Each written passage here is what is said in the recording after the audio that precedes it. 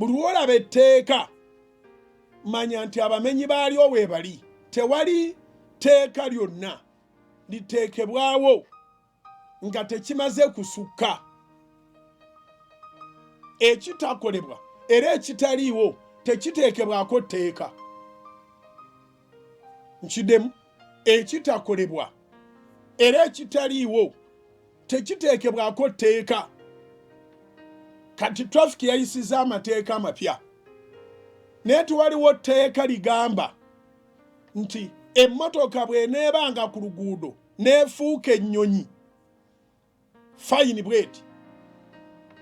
Nkiddemu, traffic ya Uganda amateeka gayise, abavuzi b'ebidduka buli omu ali mu kubaganya birowoozo kwefuga kubanga accident zibadde zisusse.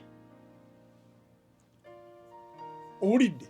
Naye mu mateeka gonna agateekeddwawo tewaliwo tteeka erigamba nti emmotoka bw'eneebanga ku luguudo n'emala efuuka ennyonyi n'esituka n'egenda egwa mu maaso ng'emaze okuyita ku jaamu, then omuvuzi waayo anaasasulanga fayini bweti.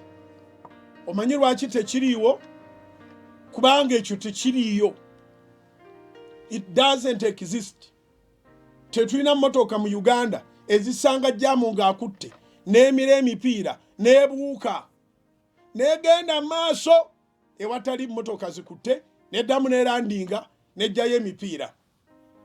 Tetulina mmotoka efuuka nnyonyi mu Uganda. Y'ensonga lwaki era n'etteeka teririiwo erivunaana ekintu bwe kityo. So bw'olaba nga batadde amateeka, manya nti abamenyi b'amateeka abaziba emisango, criminals, baba we bali. N'olwekyo the fact nti Uganda ng'ekulemberwa His Excellency Yoweri Kaguta Museveni n'essiga eddamuzi n'essiga erikola amateeka parliament bakkaanya kimu ne basayininga against homosexuality n'ebirala ebigendera wansi waakyo, abamenyi b'etteeka eryo we bali mu Uganda. Abamu balina amaanyi tebagambwako, tebakwatwako, emisango giddizibwa ne gifuukafuuka ne gimala ne gibula.